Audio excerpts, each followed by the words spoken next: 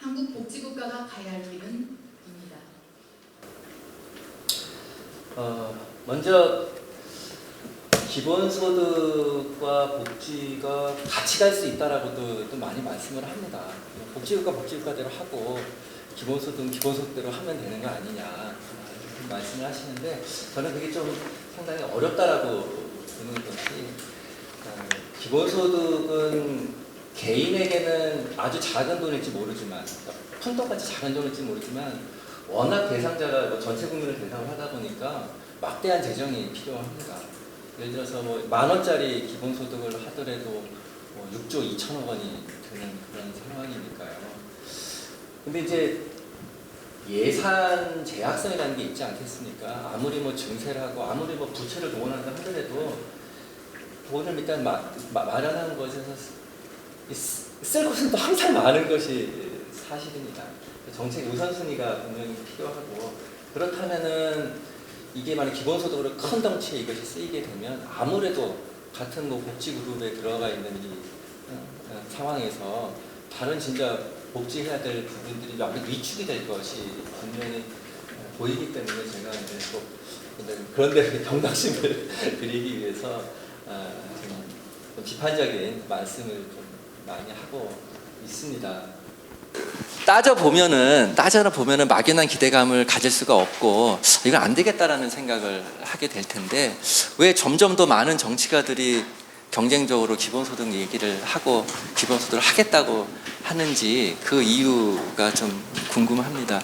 결국에는 안 대표님이 말씀하셨듯이 푼돈 수준일지라도 기본소득은 모든 유권자를 대상으로 하기 때문이지 않은가 이런 생각을 합니다. 이번에 긴급재난지원금 때 뭐 이런 얘기들도 했다라고 해요. 처음으로 국가로부터 뭘 받아봤다.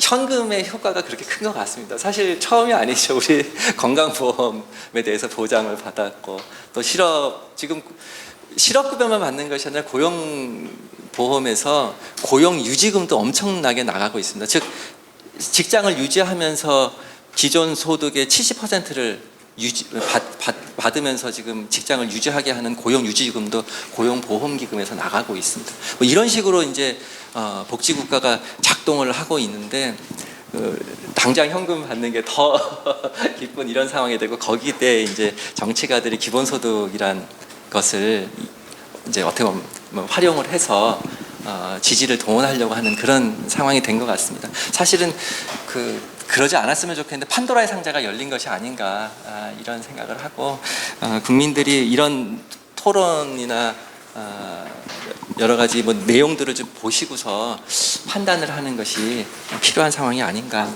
이런 생각을 합니다. 아까 보셨듯이 우리나라 사회 지출은 OECD 평균에 비해서 아직 낮은 수준입니다. GDP 대비 한 11% 정도 되고 OECD 평균이 21% 됩니다. 따라서 지금 이 시점에서 기본소득론자들은 이 차액 10%를 차이 10%포인트 GDP 포인트만큼을 기본소득으로 좀 하자. 전체 국민에게 기본소득으로 하자라는 얘기를 합니다.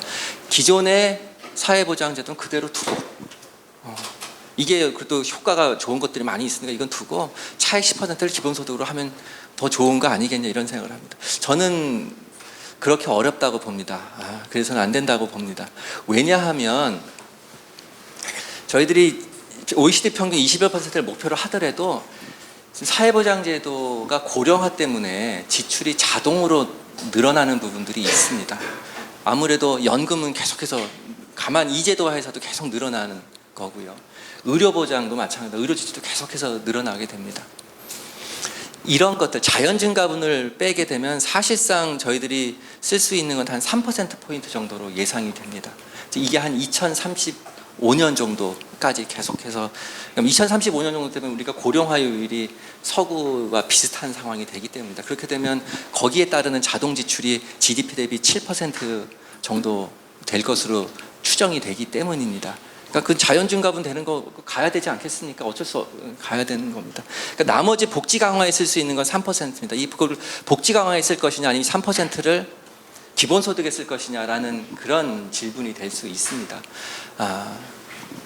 3%면 한 60조 정도 되니까요. 기본소득으로 하면 한 10만 원짜리 정도 할 수 있을 것 같습니다.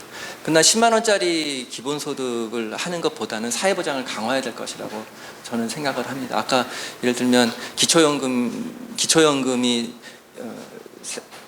우리나라에서 정한 기초생활선 밑에 있지 않습니까? 한 기초생활선에서 한 52만 원 정도로 지금 국가에서 정하고 있는데 그거 한 반 정도밖에 안 됩니다. 그래서 노인분들에서 한 40% 정도가 빈곤선 이하다. 물론 상대 빈곤선입니다. 상대 빈곤선 이하에 있다. 이렇게 어려움에 있다. 이렇게 얘기를 하는데 그런 쪽에 급여를 더 높여줄 수 있는 쪽으로 써야겠죠. 실업급여 같은 경우도 지금 198만 원에서 사실 최저임금 수준이 되고 있습니다. 그래서 이게 좀 상한을 좀 높여야 되는 그런 상황입니다. 육아휴직급여도 120만 원 상한에 묶여 있습니다. 그래서 아이를 낳게 되면 사실은 가정생활이 굉장히 어려움이 생기게 되는 거죠. 그 급여를 받아서. 이것도 사실은 좀 급여를 높여야 되는 상황에 처해 있습니다. 10만 원씩 거기에 더해진다고 되는 문제가 아니기 때문에 그렇습니다. 그래서 이런 증가분들은 우리가 가용할 수 있는 증가분들, 사용할 수 있는 돈들은 기본소득으로 쭉 나누기보다는 위험과 욕구 보장을 더 강화하는 쪽으로 우리가 써야 될 거라고 생각을 합니다.